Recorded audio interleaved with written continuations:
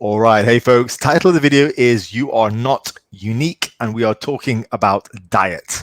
So firstly, thanks for making it onto my channel. If you have any questions or comments about today's video, pop them down below. And if you'd like to work with me on your own strength and physique goals, there is a link in the description.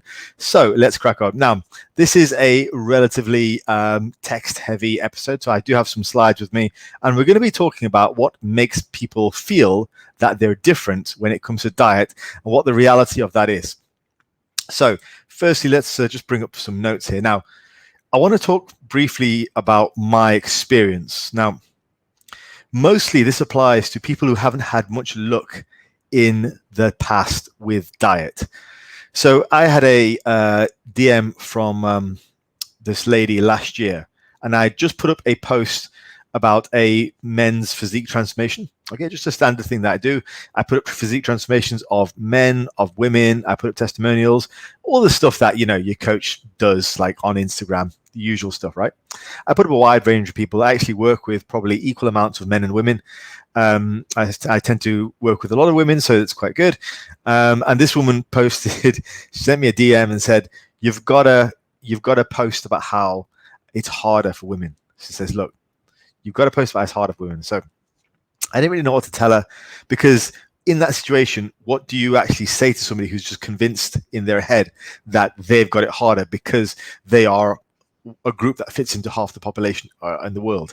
You know, it's like such a broad sweeping generalization. She really wanted to believe that she had it harder, and it was such a negative thing, and so I just sort of left it. Now, the problem is that diets and people who push diets, they tend to reinforce this by telling you that they've got this new secret, you know, like fasting or low carb or like HCG diets. And they also have a solution to a problem. So the problem is, in this case, you're a woman.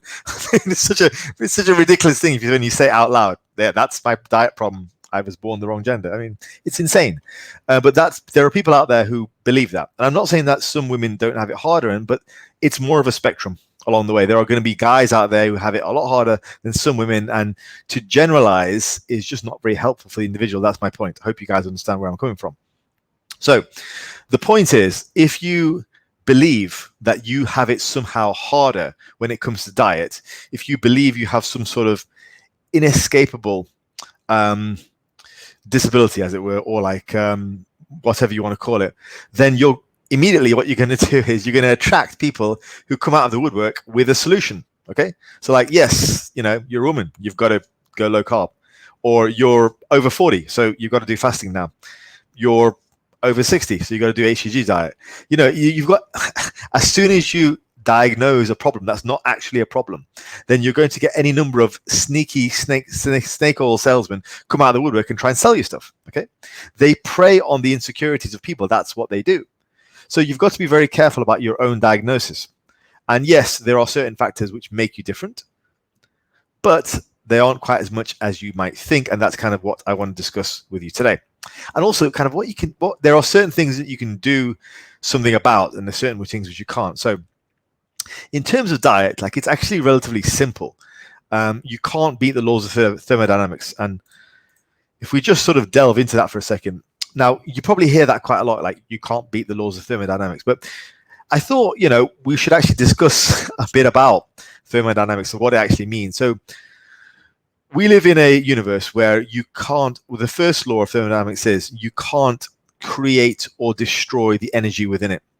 The analogy would be like this. Like, let's say the universe is composed of 100 building blocks, right? 100 building blocks. You can do whatever you want to those building blocks. You can tear them apart. You can build them back up. You can form one big tower, one big block. Or you can tear them apart into 1,000 bigger, smaller blocks. But you've still got the 100 blocks, like the mass of 100 blocks. You can't create or destroy energy. Now, you know how much money we pump into like reusable energy, like turbines and all that kind of stuff, and wind power and blah blah, everything like that. You know how much money is poured into actual energy, how much energy the planet uses on a weekly and yearly basis. We pump a lot of money into keeping the lights on around the world right now. Imagine a world, and we do that because you can't create or destroy energy. You have to build it from somewhere.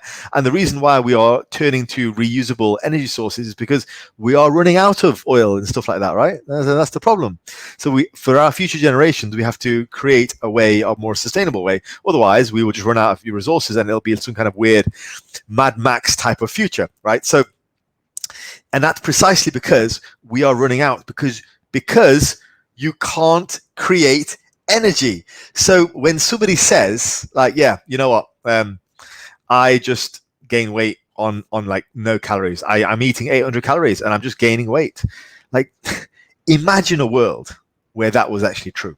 Like, imagine that. Imagine all the money the billions. Do best Trump interpretation here. The billions and billions of pounds and dollars that we pump into actually producing energy.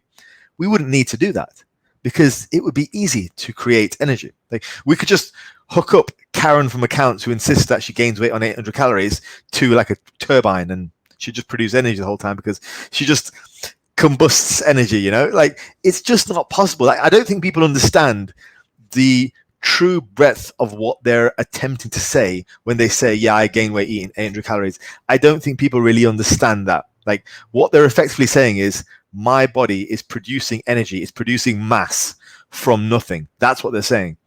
And it's fine from a joking around at the office point of view, but just look at it from a global, universal scale. Like, what they're actually saying is immensely impossible. Like, it's just not possible.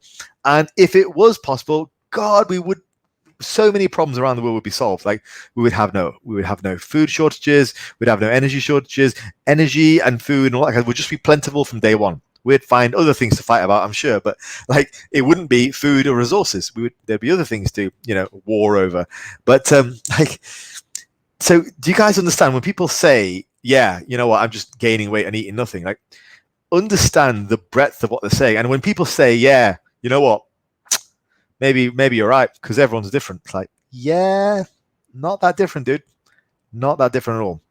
So I just wanted to deep dive into the first law of thermodynamics and actually talk about what it really means, because when people say stuff like that, I don't think they truly understand the breadth of what they're saying. So yeah, it is still carries in versus carries out from a fundamental law of physics point of view. Okay. So, and now I knew that previous slide was going to turn into a bit of a rant. So I just want to follow this up with, I'm not trying to be mean. Like, if you're sat there and you believe that, okay, you know, I just gain weight eating nothing, and like Faz doesn't understand me, like, I'm not trying to be mean. Me, more than anyone else, okay, would love it if this was true, both as a dieter myself and as a coach. I would love it if it was actually true that calories in versus calories out didn't matter, because it would make my job a lot easier. It would mean I would have to have far less difficult conversations with people. You know, there would be far less issues with dieting. Diet probably wouldn't be an issue at all. There'd be some other mechanism by which it happens, but it just is true. And it's true not just for Karen and accounts, it's true for the entire universe. Energy cannot be created or destroyed. It is always there. Like water, you know, or ice cubes melt, turn into water. Water evaporates, turns into gas. It's always there. It just changes state. So energy, when it's eaten, food goes in your pie hole, it's something that's going to happen to it. It's going to either be stored as body fat, or it's going to be built into muscle, or it's going to be burnt off. Something is going to happen. It cannot just evaporate, and you certainly cannot gain weight from just 0 calories. All right. So I'm not being mean. Trust me. I would like it more than anyone if it were true, but it's not. Calories in versus calories out do matter. Now, the biggest problem, the absolute biggest problem is one of the research. It's in the research. So let's just take a side point. Let's get you guys back on side here. I feel like I'm losing the crowd. So let's blame something else for a second. The problem really is research. That's the problem. Like, the reason that the research is a problem is because most research studies use surveys, retrospective surveys. They basically ask people, look, how much did you eat? And people say, yeah, what are you talking about? I ate 800 calories and I have been living off chicken and salad. Don't you even dare accuse me of anything else, because remember, I'm unique. And the surveyor and the researcher writes it all down and goes, oh yeah, fair enough. Well, yeah, 800 calories. There you go. I guess the research says, you know. So that self-reporting is the research is an issue there. Now, My own example here is I once worked with a young lady, and this was a few years ago now, and she swore blind she was eating 800 calories, self-reporting, And so first week she didn't lose any weight on 800 calories, and she weighed about 100 kilos. She was about 220. Next week comes along, she's still reporting, self-reporting. She's eating 800 calories a day, no word of a lie, And this time she gains weight. She actually gains a kilo, and I'm like, well, this is quite something. So I said, could there be any way, like, you're eating some calories and you're not remembering it? And she just scoffed at me. She laughed at me. Like, what do you, so she thought it was ridiculous. Eating calories without realizing what you're talking about. And I was like, I don't know. Obviously thinking in my brain, like, this is blatantly what's going on. And so I said, look, this time, the third week, can you do me a favor? Can you, whenever you eat something, just whip out your phone, because she could take her phone out at work, whip out your phone and just log it, whatever it is, and just log it. And she comes back at the end of the third week and goes, Faz, I've realized something. I was like, really? What is it? She says, yeah, I think I was eating more. I was like, really? That's a surprise. Me trying to act shocked, And it turns out, well, she reported she was eating 2,400 calories. So that's exactly 3 times as much. Amazing. And my thought was, she reported 2,400. So she was probably eating more like 3,600. So I estimated on a regular basis she was eating about that much. She worked with the ambulance service, and basically they sat around all day in a very high stress environment, and they just had a lot of snacks to get them through the shift. I think some of you guys are in a similar line of work. I know one of you guys said you were in a similar-ish line of work, and I think the atmosphere around it. It's just like, get through a very stressful shift, use food to kind of pacify yourself and waste away the time while you're in between like very, very busy, stressful periods. So it's a stressful job. So yeah, that was it. And so self-reporting is a big problem. So you must be sat there thinking, well, what we need is we need to just put these people up in a house, right, and just block them off from society and just feed them what we want to feed them and just measure it, and then we know for certain what they've eaten, and then we can track and see, and we can disprove Faz once and for all. We can say, look, calories in versus calories out, nonsense. Well, actually, we did that. There was a Professor Dr. Kevin Hall, who did that a few years ago. He basically had enough funding to do a metabolic ward study. Metabolic ward study, you put people up in a lab, effectively, and they measure your calories, which you're given, and if you leave any food, they go and collect it, pick it up, and you measure that as well. And so they know exactly what you're eating. They don't have to rely on surveys. And they found out, sad to say, calories in versus calories out is accurate.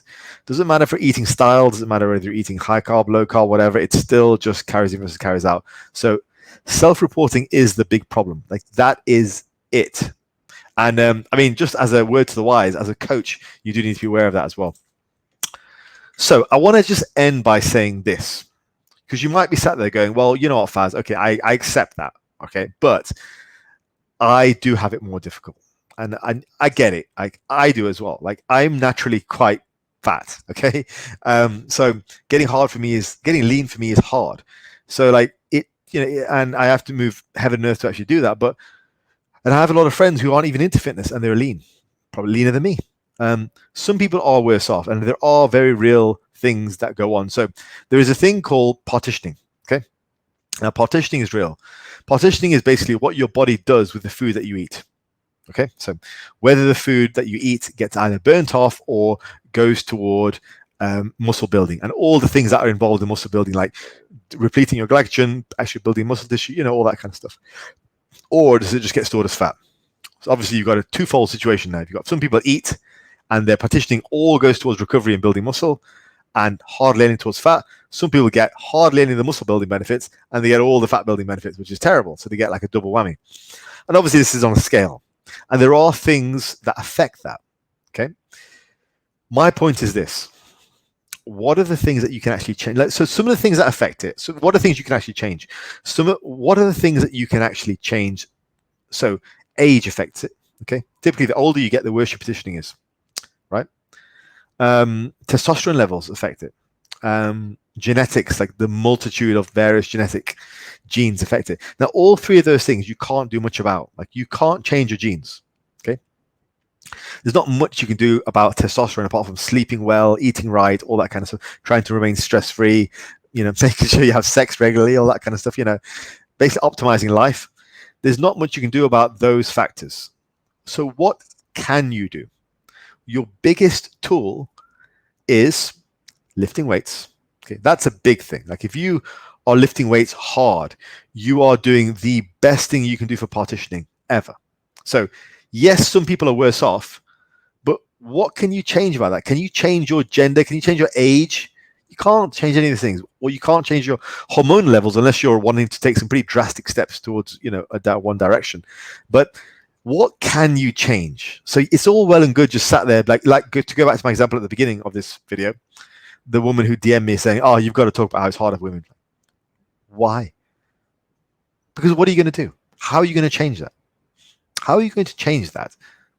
You'd have to take some pretty drastic steps to change that. So would you do, and if you not to get into that topic, but if you were going to take those steps, you wouldn't do it just to be leaner, like there are easier ways of doing that. So the best thing you can do is lift weights, eat well, sleep well, optimize your life to remain as stress-free as possible.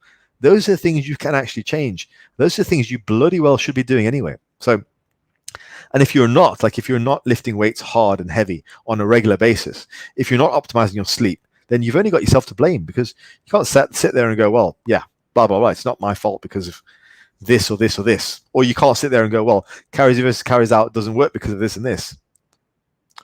You may have it worse off. Not everyone has got Ronnie Coleman genetics. Newsflash.